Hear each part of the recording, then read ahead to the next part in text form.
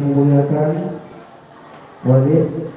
Haji Mahdum Haji Ahmad selaku pimpinan Daya Binatul Ulum Islamiyah.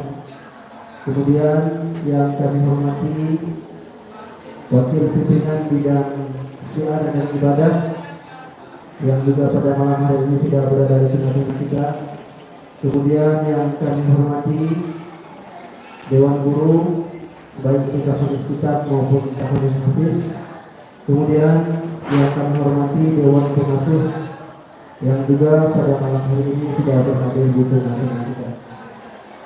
Dan yang teristimewa yang kami banggakan kepada seluruh santriwan dan santriwati yang hari ini masih berada di bawah naungan Daya Binatul Ulum Islamiyah. Dalam kesempatan ini tanpa menggunakan mukadimah untuk mendapatkan keberkahan acara kita pada malam yang berbahagia ini, mari kita dengarkan lantunan ayat-ayat suci Al-Quran yang akan dibacakan anak kami Muhammad Fahri Maulana. Kepada Tunku Fahri Maulana kami persilakan.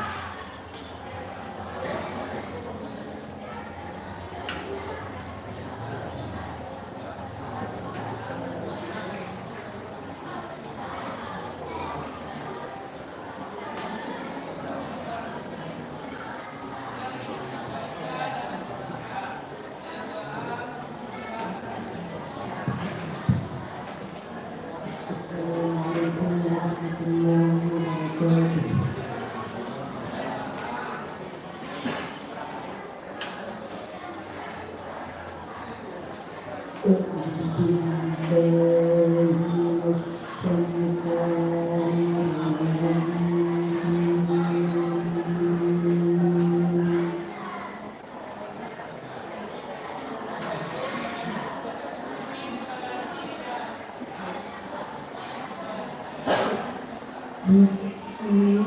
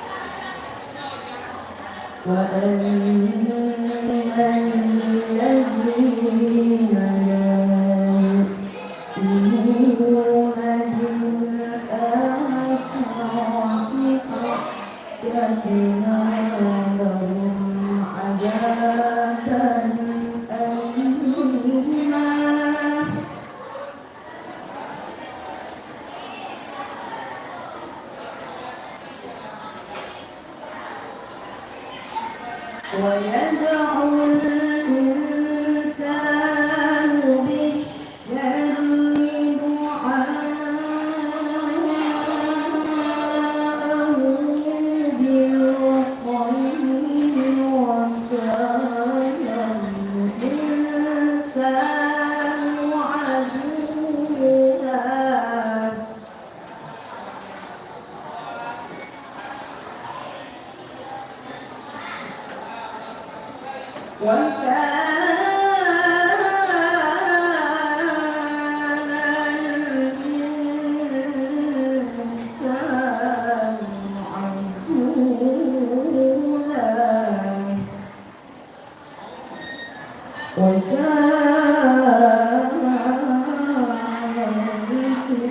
الإنسان عجولا صدق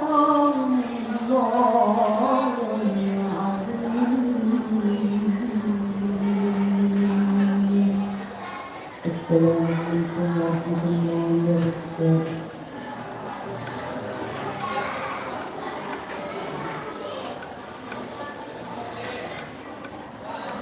Acara selanjutnya khutbah iftitah dan akan disampaikan wakil pimpinan bidang syiar dan ibadah kepada guru kami Tunku Ahmad Sabri. Waktu dan tempat yang dipersilakan.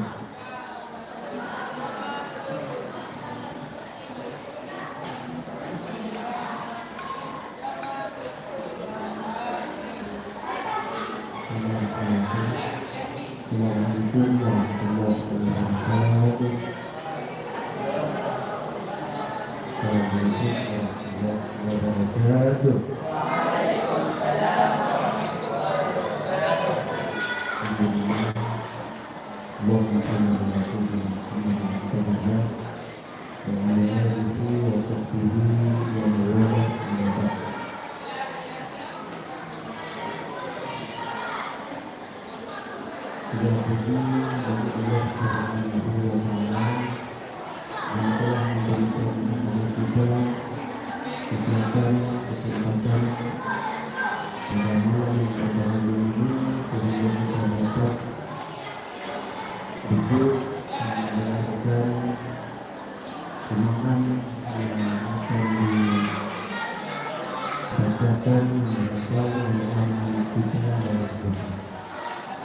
Salawat dan salam kepada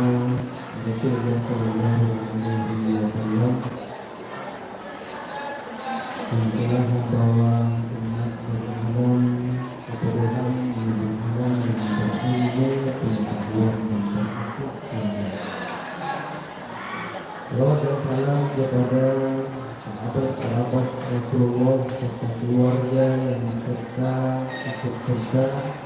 bersama Rasulullah Sallallahu Alaihi Wasallam dalam memperjuangkan agama. Yang selamat kepada para alim ulama yang telah menyambung risalah sunnah Rasulullah Sallallahu Alaihi Wasallam sehingga kita dapat merasakan kenikmatan hidup di dalam alam semesta ini dari bimbingan nasihat para ulama. Takdim yang mulia membawa walid serta keluarga selaku pimpinan dayat dan pengurus di masjid Islamnya yang kami muliakan. Kemudian kepada guru-guru yang sudah berhadir pada malam yang pada hari ini dan teman-teman yang kami cintai, yang kami sayangi, terutama yang sudah sampai tahap hafalannya ke-10. Berapa? Oh, 500. Mudah-mudahan ke-10. Jadi pada kesempatan ini aku menyampaikan firman Allah Subhanahu wa Ta'ala dalam Al-Quran yang sudah sangat sering kita dengar bahwa Bismillahirrahmanirrahim yarhamullahu alladhina amanu minkum alladziina utul ilma daraja. Yang artinya terjemahan kitabnya, Allah akan mengangkat derajat orang yang beriman kepada Allah dan orang yang diberikan ilmu yang banyak. Jadi dua kategori orang yang akan selalu tinggi derajatnya dimanapun dia berada, kapanpun dia ada, dan situasi apapun dia ada, dia tetap dianggap tinggi derajatnya, yaitu orang yang beriman kepada Allah dan orang yang berilmu agama, diberikan ilmu, baik itu ilmu agama, fikihnya, musiknya, tasawufnya, ilmu, kemudian ilmu bisa membaca Al-Quran dan bisa menghafal Al-Quran. Itu adalah salah satu yang diberikan kepada kita, yang diilhamkan oleh Allah, yang dipilih oleh Allah. Kita ini di dalam daya bisa menghafal Al-Quran dan bisa menuntut ilmu agama dan ilmu ibadah. Karena ada orang yang mengatakan bahwa orang yang beriman dan orang yang berilmu itu ibarat emas. Dia tidak berharga walaupun dia masuk ke dalam proses. Masuk karena kita terjatuh emas ke dalam proses.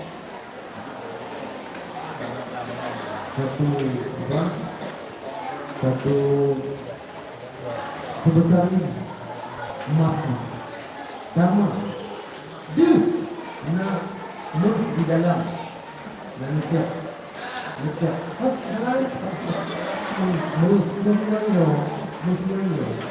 betul-betul emas cambil, walaupun saya berada di dalam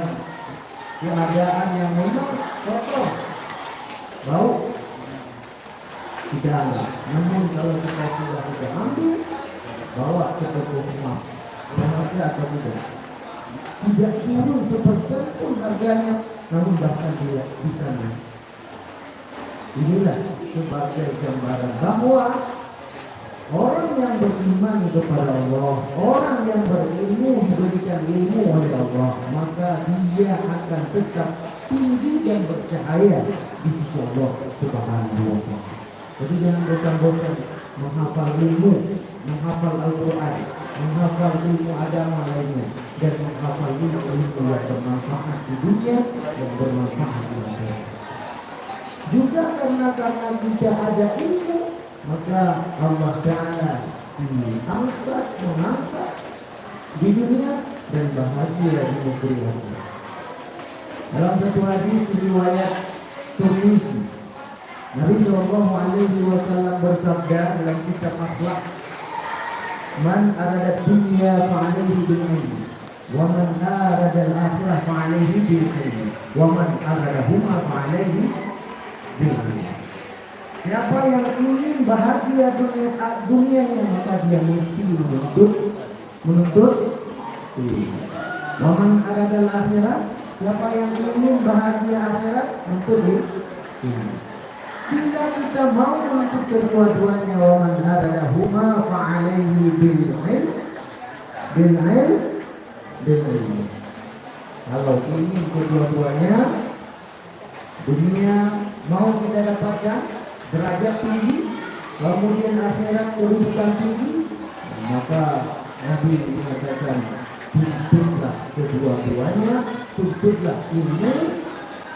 dunia, tuntutlah ilmu akhirat yang bisa membuat kita bahagia dunia dan akhirat.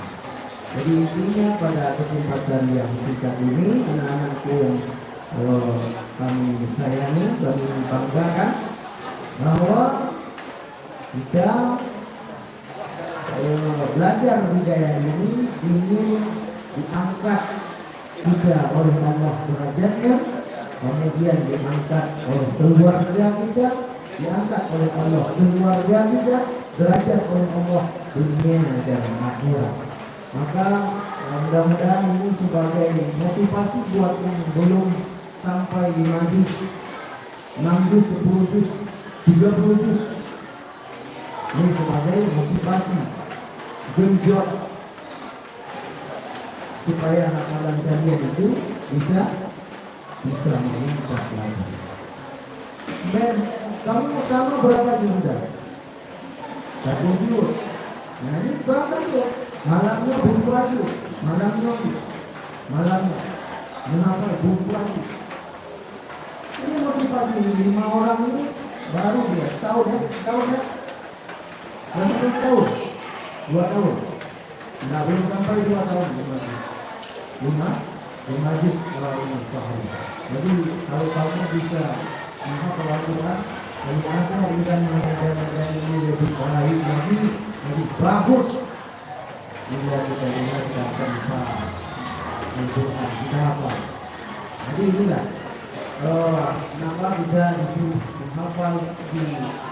berusaha untuk lebih kuat untuk menghafal karena ingin mendapat derajat yang tinggi. Dan juga lumayan ada di sini dan di sekalian supaya kalian itu menjadi orang yang berhasil dan bisa menghafal Al-Quran sampai tujuan 30 juz. Ini jawaban itu yang dapat disampaikan. Kurang lebih kami mohon maaf. Assalamualaikum warahmatullahi wabarakatuh.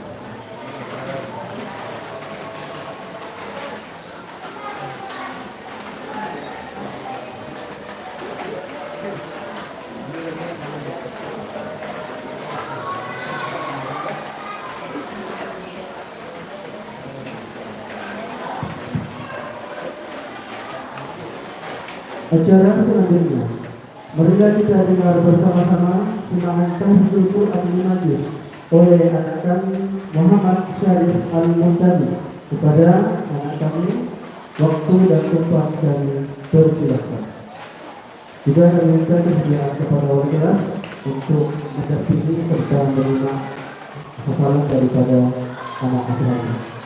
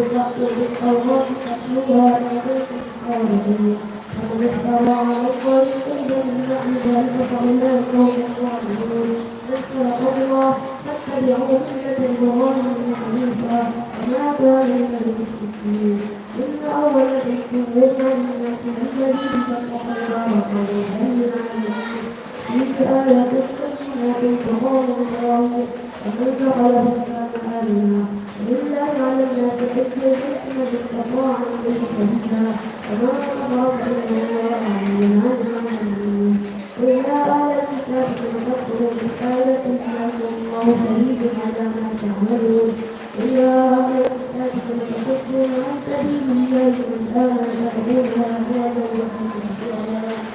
والله غفور عما تعملون يا أيها الذين آمنوا إنما صدق الذين مثل أوتوا الكتاب يتلون الآخرين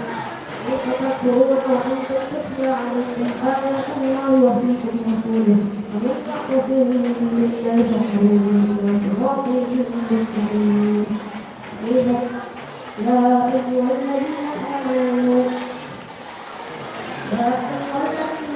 اتقوا الله حق تقاته ولا تموتن الا وانتم مسلمون واعتصموا بحبل الله جميعا ولا تفرقوا واذكروا نعمه الله عليكم كنتم اعداء فكنتم على شفا حفرة من النار فانقذكم منها وكذلكم تبين الله بآياته لعلكم تهتدون ولتكن منكم أمة يدعون إلى الخير ويأمرون بالمعروف وينهون عن المنكر ولتكن منكم أمة يدعون إلى الخير ويأمرون بالمعروف وينهون عن المنكر أولئك هم المفلحون لا تكونوا كالذين تفرقوا واختلفوا من بعد ما جاءهم البينات أولئك لهم عذاب يوم تبيض وجوه وتسود وجوه أما الذين اسودت وجوههم أكفرتم بعد إيمانكم وأما الذين ابيضت وجوههم ففي رحمة الله هم فيها خالدون تلك آيات الله نور عليك بالحق الله يضل بالذين يؤمنون ولله ما في السماوات وما في الأرض إلى الله ترجع الأمور خير أمة أخرجت للناس تأمرون بالمعروف وتنهون عن المنكر وتؤمنون بالله لو آمن أهل الكتاب لكان خيرا لهم إنه المؤمنون أكثرهم الفاسقون إن يضروكم إلا أذى فإن قاتلوكم يولوكم الأدبر ثم لا ينصرون ضربت عليهم الذلة أينما تقفوا إلا بحبل من الله وحبل من الناس حبل من الناس وباعوا بغضب من الله وغلبت عليهم المسألة ذلك بأنهم كانوا يكفرون بآيات الله ويقتلون الأنبياء بغير الحق ذلك بما عصوا وكانوا يعملون ليسوا سواء أهل الكتاب أمة قائمة يتلون آيات الله آناء الليل وهم يسجدون يؤمنون بالله واليوم الآخر ويأمرون بالمعروف وينهون عن المنكر ويسارعون في الخيرات أولئك من الصالحين وما يفعلون خيرا فليذكروا والله عليم بالمتقين إن الذين كفروا لن تغني عنهم أموالهم ولا أولادهم من الله شيئا أولئك أصحاب النار هم فيها خالدون وما ينفقون في هذه الحياة الدنيا كمثل ريح فيها كبر أصابت حرث قوم فأهلكت ما ظلمهم مثل ما ينفقون في هذه الحياة الدنيا كمثل ريح فيها كبر أصابت حرث قوم وظلموا فأهلكت ما ظلمهم الله ولكن أنفسهم يظلمون يا أيها الذين آمنوا لا تتخذوا بطانة من دونكم لا يأتونكم خبالا ودوا ما عنتم قد بدت البغضاء من أفواههم وما تخفي صدورهم أكبر قد بينا لكم الآيات إن كنتم تعلمون وأنتم أولئك تحبونهم ولا يحبونكم وتؤمنون بالكتاب كله إذا لقوكم قالوا آمنا إذا خلوا عرضوا عليكم الأنام من الغيظ ذوقوا بعنفكم إن الله عليم بذات الصدور إن تمسكم حسنة تسؤهم وإن تصبكم سيئة يصلحوها إن تصبروا وتتقوا ويأخذكم من دونهم شيئا إن الله بما يعملون عليم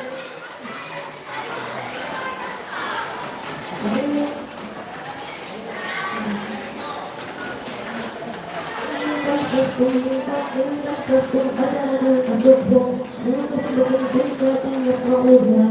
وإن تصبروا وتتقوا ويأتوكم وإن تصبروا وتتقوا ويأتوكم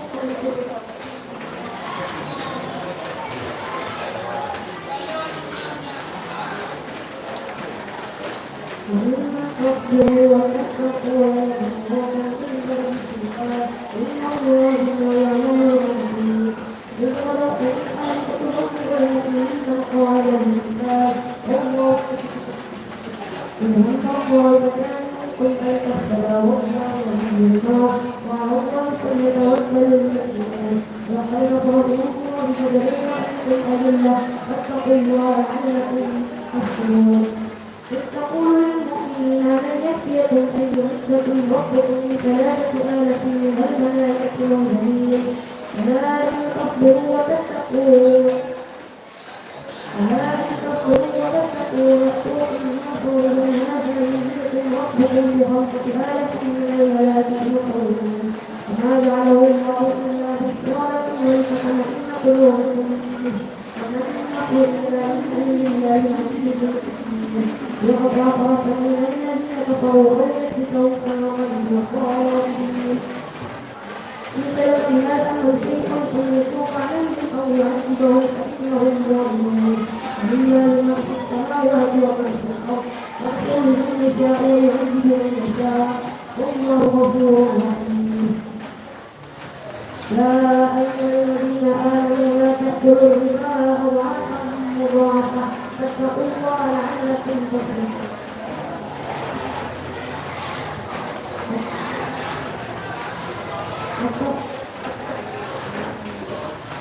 واتقوا الله لعلكم تفلحون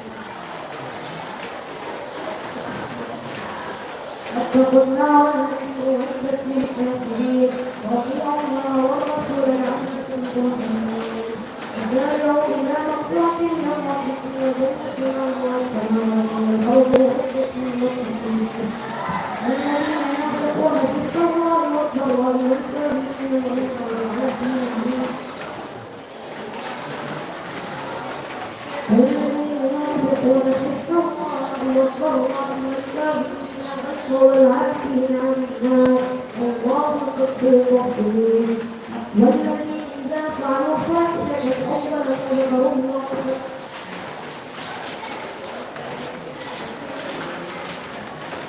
والذين إذا فعلوا فاحشة أو ظلموا أنفسهم والله فاستغفروا ذنوبهم ومن يغفر الذنوب إلا الله ولم يصروا على ما فعلوا وهم يعلمون أولئك جزاؤهم مغفرة من ربهم وجنات تجري من تحتها الأنهار خالدين فيها ونعم أجر العاملين ولقد خلق قبلكم سنان وسيرة الأرض قومهم فكان يستقيمون به هذا بيان للناس ومبينات للمتقين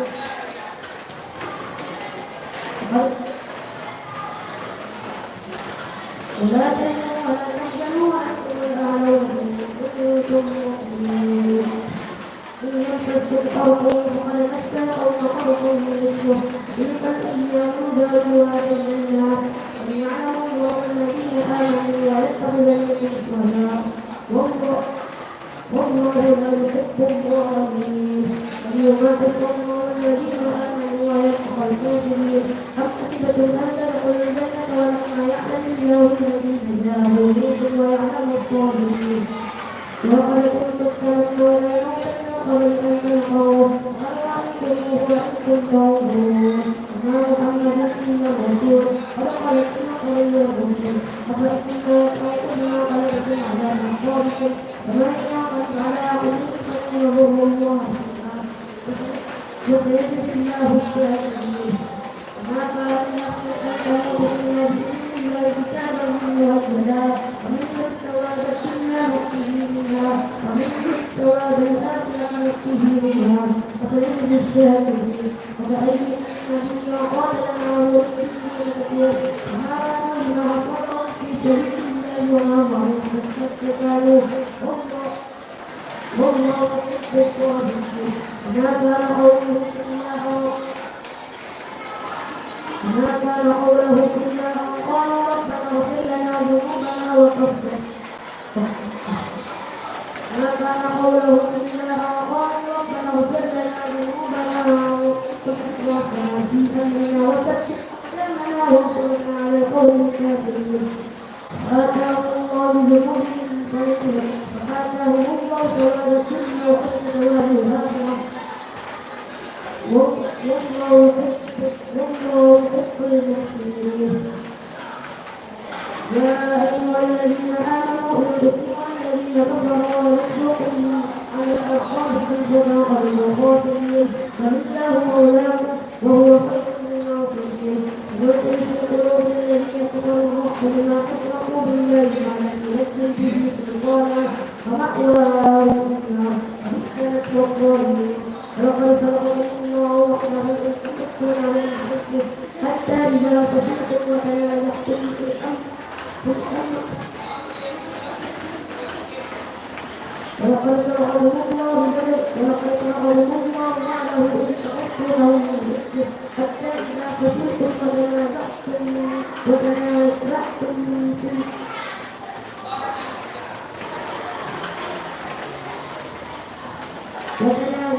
في الأمر وصرتم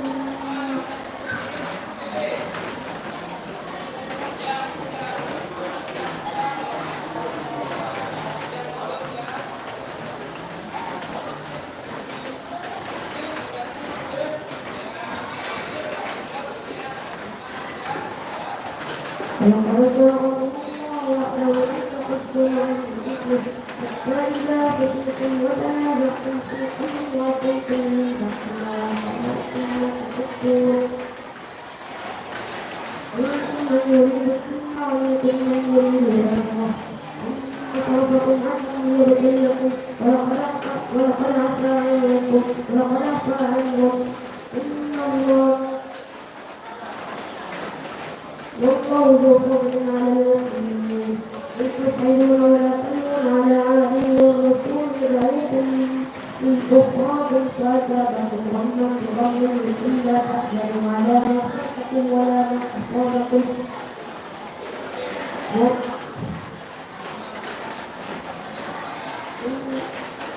إن الله على والله خبير بما تعملون ثم نزل عليكم من بعد وتنهاكم وأسرار ورحمة منكم وخالفتم قد أعلمتم حوستم وظنوا بالله غير الحق ظن الجاهلية يقولون هل لنا من الأمر من شيء قل إن الأمر كله لله يخفون في أنفسهم ما لا يبدون يقولون لو كان لنا من الأمر شيء ما قتلنا هاهنا قل لو كنتم في بيوتكم لبرز الذين كتب عليهم القتل إلى مضاجعهم فليبين الله ما في صدوركم وليمحص ما في قلوبهم والله عليم بذات الصدور إن الذين تولوا منكم يوم التقى الجمعان إنما اتبعوا تحكي أخبار المحكمات إن الذين تولوا منكم يوم التقى الجمعان إنما اتبعوا تحكي أخبار المحكمات بما كسبوا وخلق الله عنهم إن الله غفور حليم يا أيها الذين آمنوا لا تكونوا كالذين كفروا وقالوا لإخوانهم إذا ضربوا في الأرض أو كانوا عندنا ما ماتوا وما قتلوا ليجعل الله ذلك أسرة في قلوبهم والله يحيي الميت والله ما تعملون بصير عليكم قتلة في سبيل الله أو قتل مغفرة من الله ورحمة خير مما يجمعون ولكن وقتل قومكم بينهم وتحشرون بما رحمة من الله ينفعون لو كنت تقوى غريب القلب والقصد من قولك فاعف عنهم واستغفر لهم وجاوزهم في الأمر إذا عجبت فتوكل على الله والله يحب المتوكلين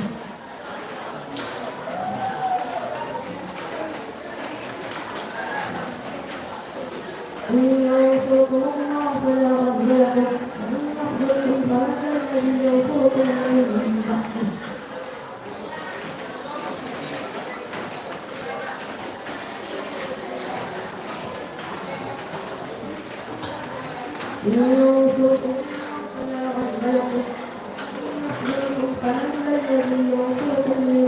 حسبه على الله فليتوكل المؤمنون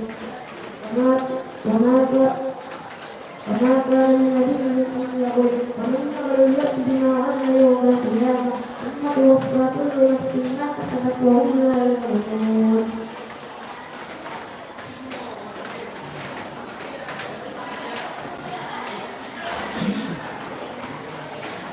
لا تحسبن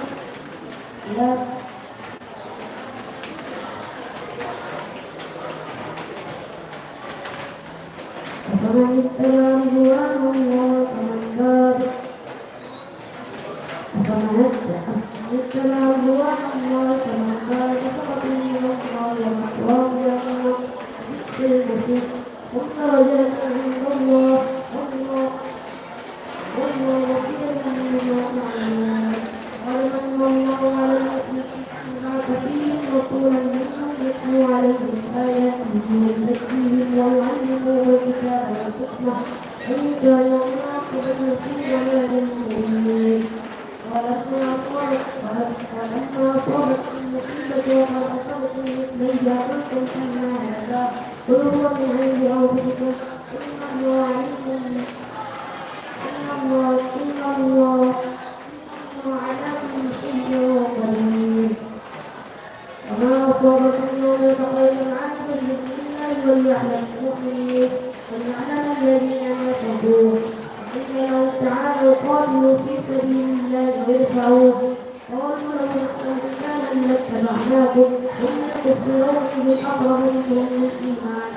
يقولون بأفواههم ما ليس في قلوبهم والله أعلم بما يكتمون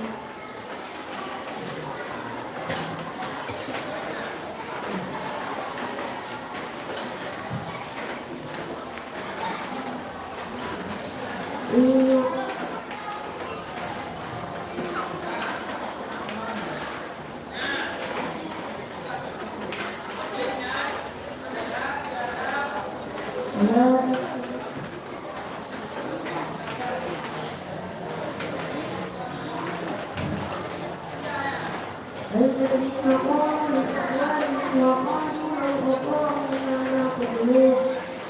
فدروا عن أنفسهم المقتلين لا تحسبن الذين قتلوا في سبيل الله أمواتا بل أحياء عند ربهم يرزقون ولكن آتوا منهم ويستبشرون بالذين لم يلحقوا بهم ألا خوف عليهم ولا هم يحزنون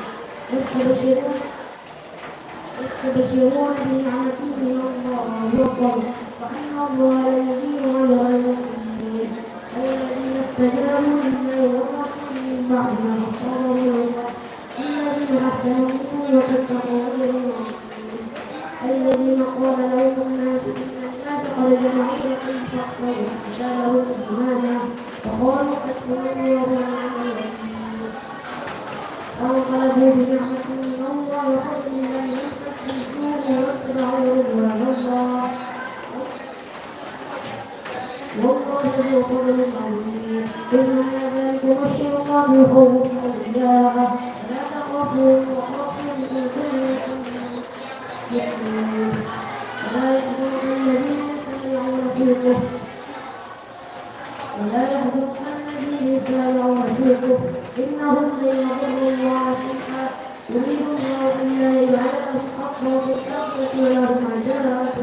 مهين إن الذين اشتروا الكفر بالإيمان لن يضروا الله شيئا ولهم عذاب أليم ولا تحسبن الذين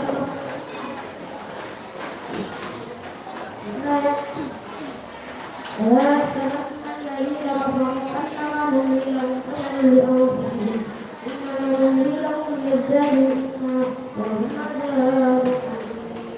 ما كان الله ليظهركم على ما أنتم عليه ما كان الله ليظهر المؤمنين على ما أنتم عليه حتى يميز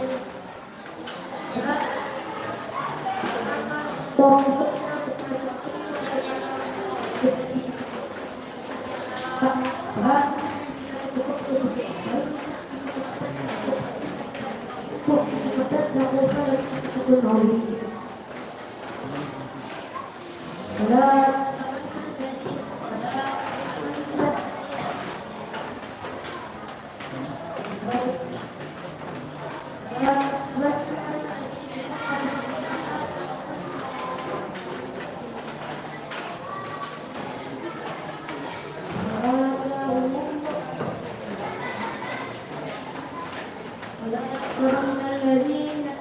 يحسبن الذين يبخلون بما آتاهم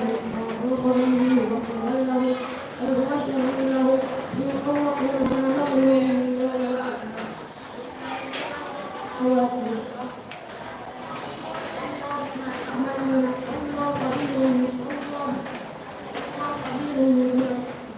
الله ما تعملون خبير. ويكلم الله قول الذين قالوا إن الله فقير ونحن أغنياء ونكتب ما قالوا وقتلهم الأنبياء بغير حق ونقول ذوقوا العذاب ذلك بما قدمت أيديكم وأن الله ليس بظلام للعبيد. الذين قالوا إن الله عهد إلينا ألا نؤمن لرسول حتى يأتينا بقربان تأكلونها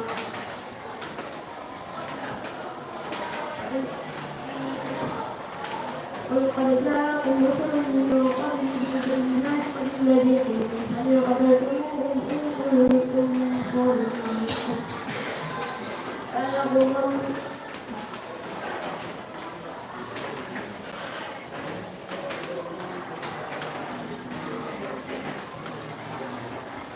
إن كذبوه فقد كذب رسل من قبلهم بالبينات كل نفس ذائقة الموت إنما توفون أجوركم يوم القيامة ومن نصح علينا وأدخل الجنة مسألة الدنيا إلا متاعه لتبلون في أموالكم وأنفسكم ولا تسمعون من الذين أوتوا الكتاب من قبلكم الذين أشركوا إن تؤمنوا وتتقوا وإن تصبروا وتتقوا فإن ذلك من عزم الأمور. يجعل الله ميثاق الذين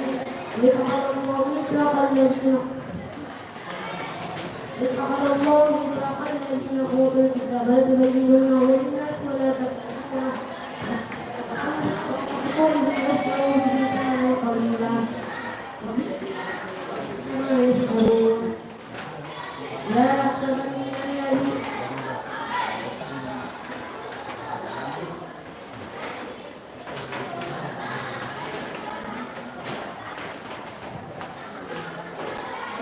يحسبن الذين يفرحون بما آتوا ويحبون أن يحمدوا بما لم يفعلوا فلا تحسبنهم بمفازة من العذاب ولهم عذاب أليم. ولله ملك السماوات والأرض والله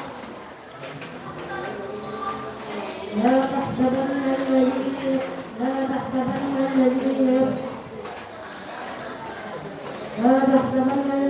يفرحون بما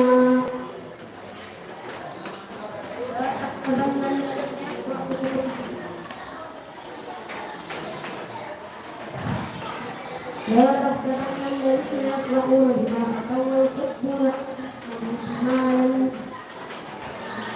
بما لم يفعلوا فلا تحسبنهم بمفازة من العذاب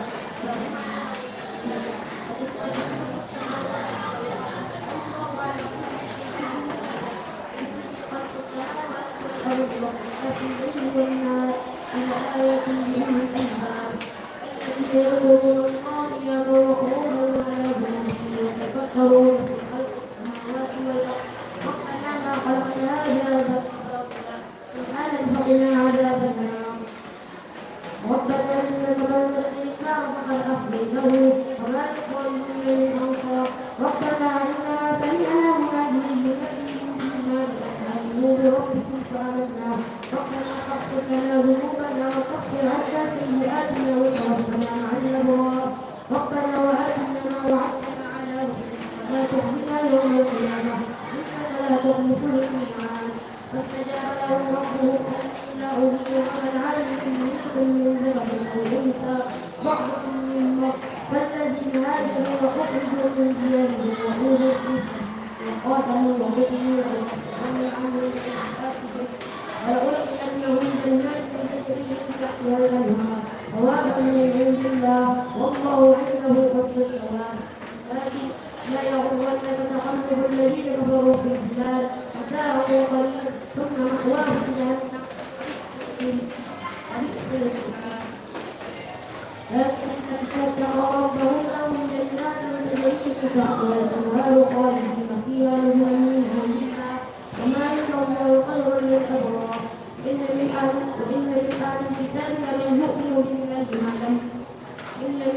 الكتاب لمن يؤمن بالله وما انزل اليكم وما انزل اليهم وجعلنا لله ذلك ثمنا قليلا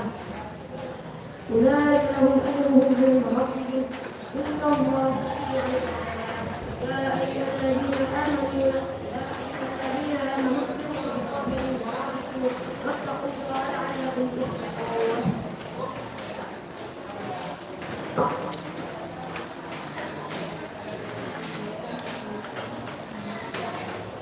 بسم الله الرحمن الرحيم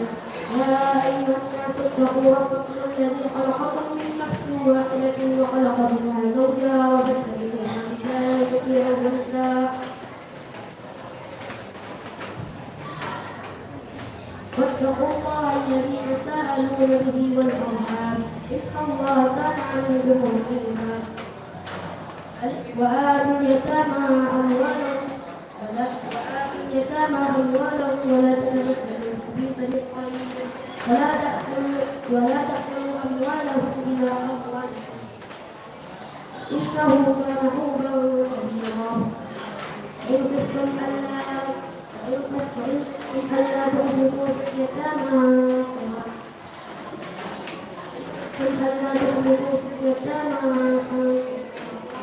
من النساء مثنى وثلاث ورباع فإن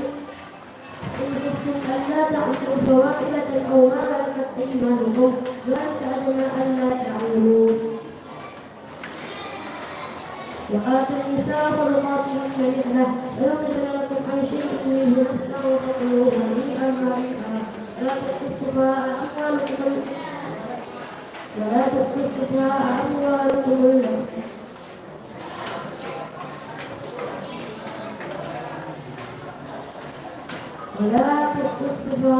أموالكم التي جعل الله لكم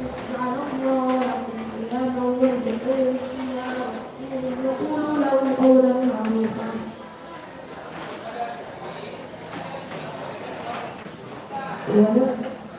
وابتلوا اليتامى حتى إذا بلغوا النكاح إن آنستم منهم رشدا فارفعوا إليهم أموالهم ولا تأكلوها إسرافا وبدارا أن يكبروا ومن كان غنيا فليستعفف ومن كان فقيرا فليأكل بالمعروف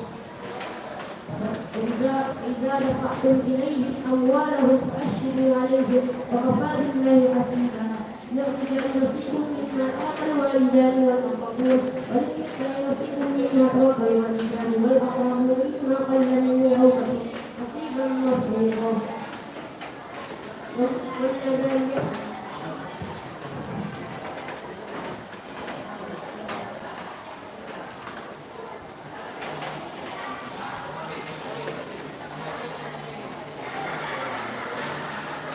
إذا أمر قسمته القربى واليتامى والمساكين إذا أمر قسمته القربى واليتامى والمساكين وقولوا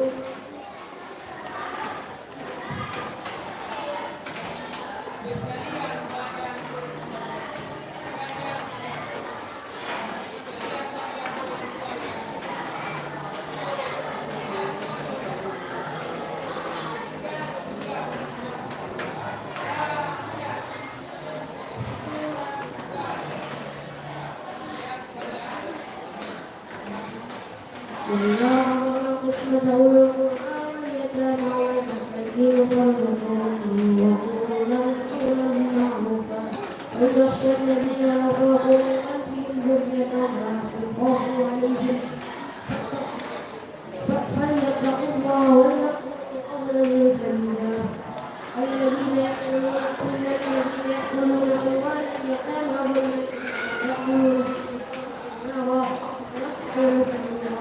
يصيبهم الله في ذلك الزمن مثل حظ الأنثيين فإن كن نساء فوق اثنتين فلهن الثلث ما ترك إن كانت واحدة فلها النصف ولأبوين لكل واحد منهما الثلث مما ولأبوين لكل واحد منهما الثلث مما ولأبوين لكل واحد منهما الثلث مما ترك إن كان له ولد فإن لم يكن له ولد فإن لم يكن له ولد فإن لم يكن له ولد فإن لم يكن له ولد فورثه أبواه فلأمه الثلث فإن كان له إخوة فلأمه الثلث من بعد وصية يوصي بها أو دين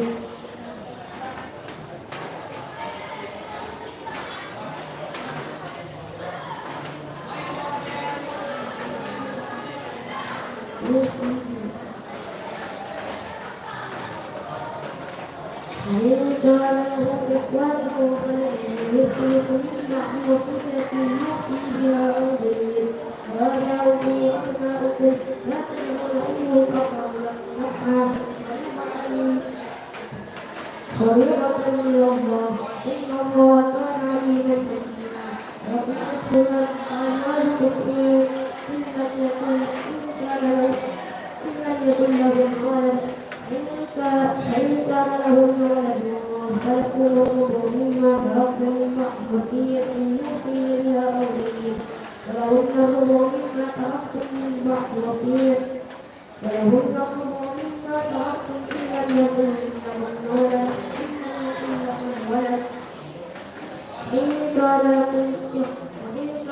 ولد إن كان لكم ولد فلهن الثمن من بعد وصية فإن كان لكم ولد فلهن الثمن مما تركتم إن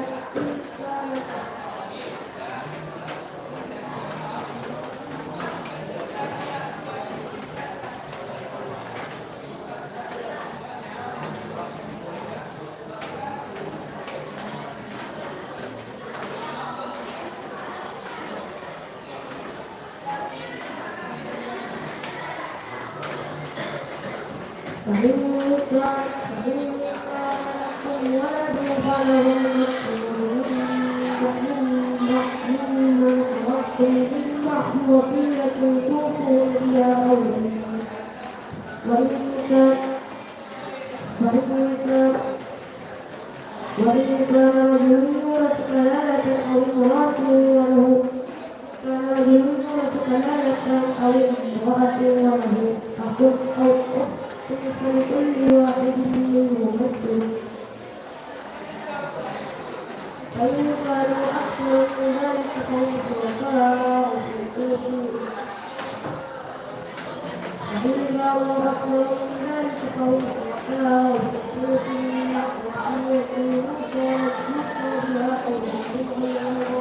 وصية من الله والله غفور والله عليم حكيم يأتيكم الحكمة ومن يطع الله ورسوله يدخله جنات تجري من تحتها الأنهار خالدين فيها وذلك الفوز العظيم ومن يعص الله ورسوله ويدخله نارا خالدا فيها ومن يعص الله ورسوله ويدخله خالدا فيها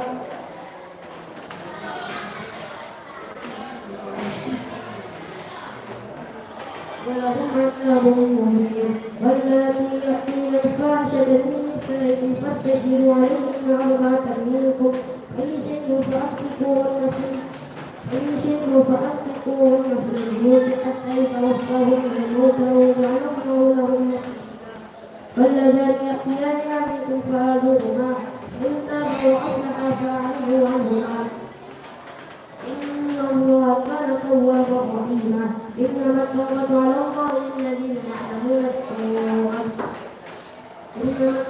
على الله للذين يعلمون السوء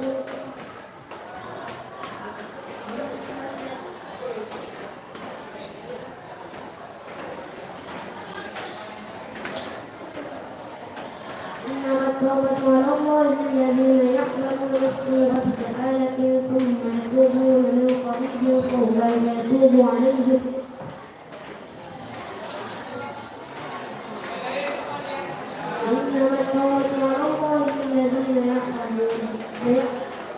إنما التوبة على الله الذين يعملون السوء بجهالة ثم يتوبون من قريب فأولئك يتوب عليهم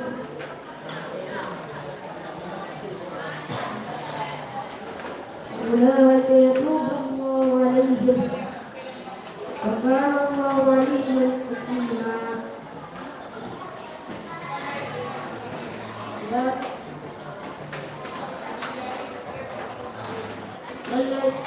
وليست التوبة للذين يعملون السيئات حتى إذا حضر أحدهم الموت قال إني حتى إذا حضر أحدهم الموت قال إني تبت الآن ولا الذين يموتون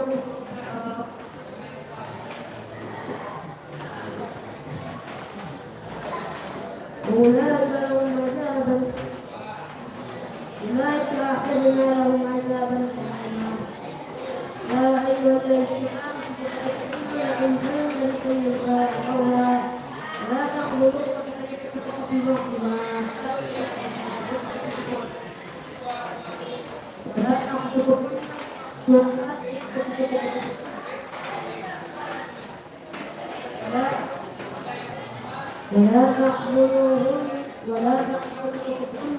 ببعضها ولا تقبلوا أن تذهبوا ببعض ما آتيتموهن إلا أن يأتين بفاحشة مبينة وعاشروهن بالمعروف إن خلقتموهن فعسى أن تكرهوا شيئا ويجعل الله فيه خيرا كثيرا وإن أردتم استغناء زوج ما كان زوج وآتيتم إحداهن قنطارا فلا تأخذوا منه شيئا أتأخذونه بهتانا وإثما مبينا وكيف تأخذونه وقد أفضى بعضكم إلى بعض وأخذنا منكم ميثاقا غليظا ولا تنكحوا ما نكح آباؤكم من النساء إلا ما قد سلف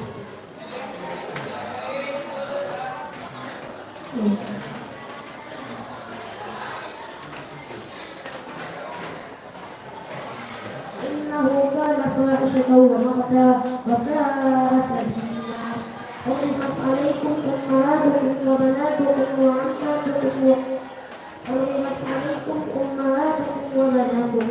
وأخواتكم وعماتكم وخالاتكم وبنات الأخ وبنات الأخت وأمهاتكم التي أرضعناكم وأخواتكم من الرضاعة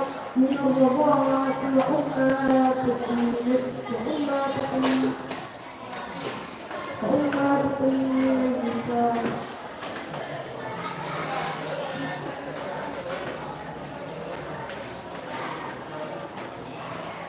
أمهات النساء وربائبكم اللاتي في حجوركم من نسائكم التي دخلتم بهن فإن لم تكونوا دخلتم بهن فلا جناح عليكم وحلال أبنائكم الذين من أصلابكم فأن تجمعوا بين الأختين إلا ما قد سلف إن الله كان غفورا رحيما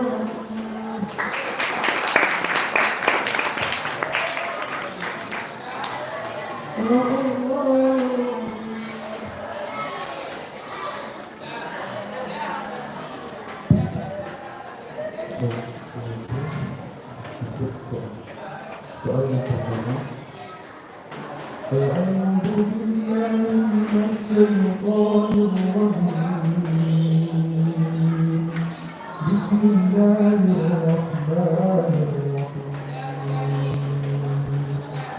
Kalla lamma yaqdi ma amara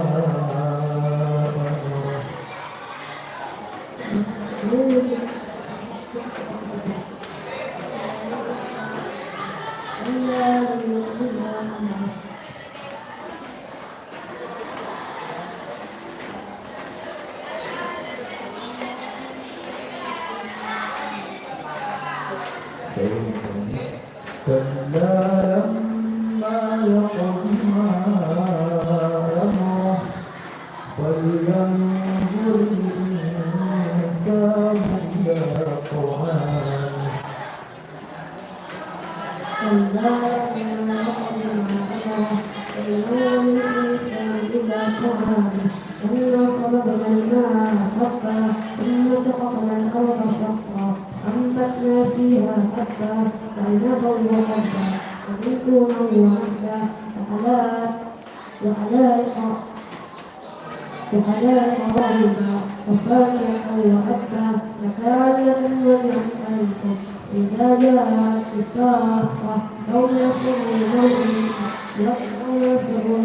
الحديث يوم يفر المرء الحديث عمره وصاحبته ولده وكلب منه ومن شأن ولده وجوه يومئذ مسفرة واحدة مستبشرة ووجوه يومئذ عليها غبرة خلقها وقرة أولئك هم الكفرة الفجرة.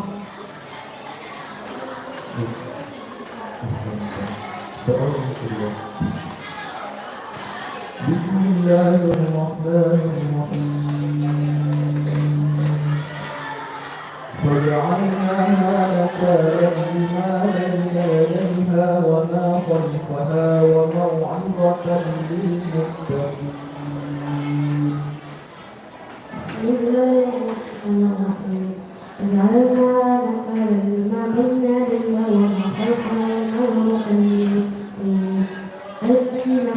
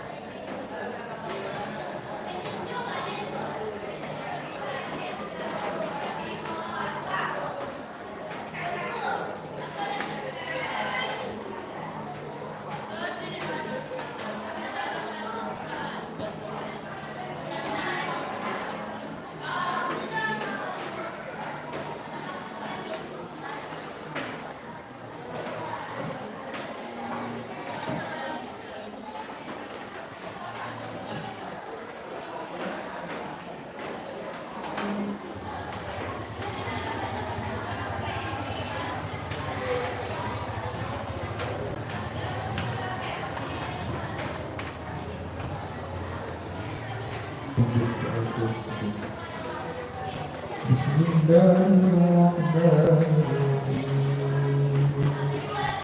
ولا تكونوا كالذين تفرقوا واختلفوا من بعد ما جاءهم البينات وأولئك لهم عذاب عظيم.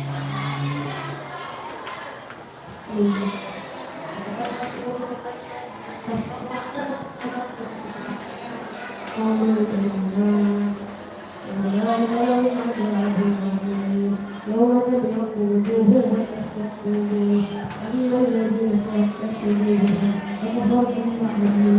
فذوقوا العذاب أما الذين كفروا فيها خالدون إلا أسأل الله لكم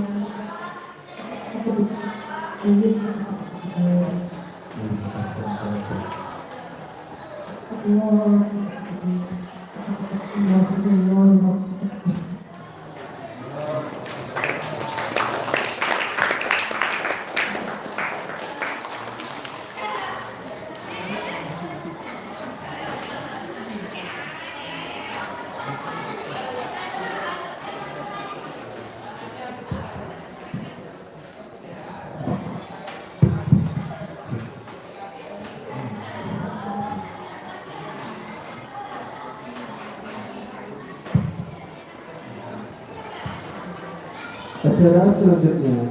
Simaan Tahfizul Quran di Majlis oleh anak kami Zamzam Al-Muhim kepada Anak kami sama-sama beri waktu dan tempat kami persilakan.